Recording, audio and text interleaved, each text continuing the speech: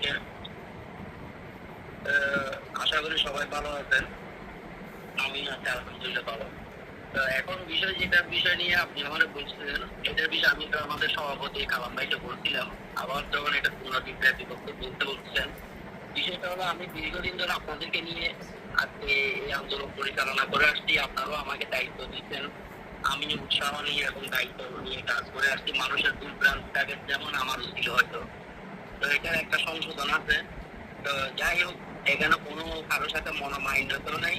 আর আমিও ব্যক্তিগতভাবে কন্টিনিউ জিনিসটা করতে পারতেছি না। আমারও ব্যবসা বাণিজ্যে অনেক রকম সমস্যা হয়েছে, যেগুলো কালাম ভাই ব্যক্তিগতভাবে জানে। আর পারিবারিকভাবেও আমি অনেক রকম সমস্যার মধ্যে পড়ে গেছি এই আন্দোলনটা কন্টিনিউ করতে গিয়ে। তো আমি কালাম ভাইকে বলছি, যা হওয়ার হয়েছে হয়তো ভুল ভ্রান্তি আমার বেশি ছিল, আরো কম ছিল। যাই হোক, এটা আমার দৃষ্টিতে দেখবেন। তো আমার একটা কথা ছিল, আমরা এই আন্দোলনটা পরিচালনা করার জন্য একটা অস্থায়ী একটা কমিটি করছিলাম। তো এই কমিটির মধ্যে আমারও আপনারা সম্মানিত একটা পদ দিয়েছিলেন। আমিও আমার আমার পক্ষ থেকে যতটুকু সম্ভব আমি দায়িত্ব নিয়ে কাজটা করছি।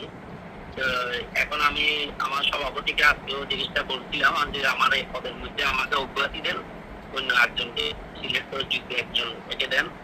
আর আমি না থাকলে আমার পক্ষ থেকে সার্বিক সহযোগিতা সবসময় থাকবে। আর দীর্ঘদিন তো করে আসলাম, এখন যারা আছেন আর নিত্য নতুন যারা আসছে তাদেরকে সুযোগ দেন। আমি কিন্তু পারতেছি না, এটা আমি সভাপতি সাহেব আমাকে আবার বসতে বলছিল, যেটা আগামীকাল। যেটা বললাম যে এখানে বসে ওনাদেরকে কষ্ট দিয়ে এক জায়গায় আনার দরকার কি, বিষয়ে যদি আমি হয়ে থাকি আমি তো আপনাকে আমার প্রস্তাবটা আপনাকে জানাই দিচ্ছি, আপনি ওনাদেরকে জানাই দিবেন।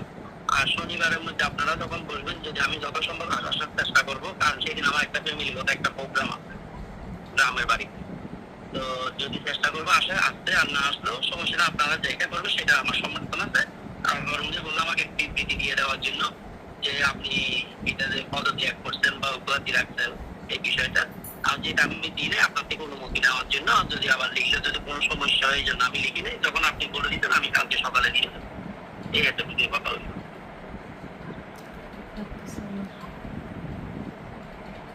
তো যাই হোক, কোনো কারো যদি মনে কষ্ট থাকে, হয়তো মানুষ বা যাই হোক চলাচরিত্রের ভিতর থাকতে পারে, আমার ভুল ভ্রান্তি থাকতে পারে। দীর্ঘদিন কাজ করতে গেলে আমি যখন বেশি কাজ করতেও গেছি, বেশি ভুলও আমার থাকতে পারে।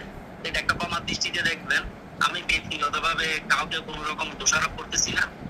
তো আমিও আসলে কন্টিনিউ করতে পারতেছি না এই জন্য আপনাদেরকে, কারণ আমি ইদানিং, কারণ আমার এই ব্যবসা বাণিজ্যের জন্য আমার বেশি সমস্যা হয়ে যাবে।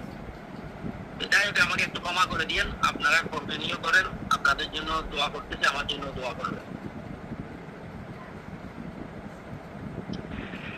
মঞ্জু ভাই আপনি কিছু একটু বলবেন মঞ্জু ভাই? আমি আপনার যে বক্তব্যটা আমি বলতে চাচ্ছি, আসলে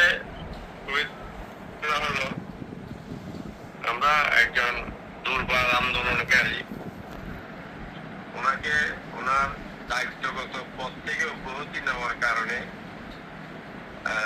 এটা হয়তো আমরা ওনার সহযোগিতা ওইভাবে আর পাবো না। হয়তো একজন সাধারণ সদস্য হিসাবে ওইটা হয়তো আপনি প্রতিশ্রুতি দিচ্ছে আমরা পাবো, কিন্তু আমরা আশা করি নাই উনি এরকম একটা সিদ্ধান্ত নিবে। আমরা চেয়েছিলাম ভুল ভ্রান্তি হতে পারে, এই ভুল ভ্রান্তি গুলো আমরা বসে একটা সংশোধনে যাব।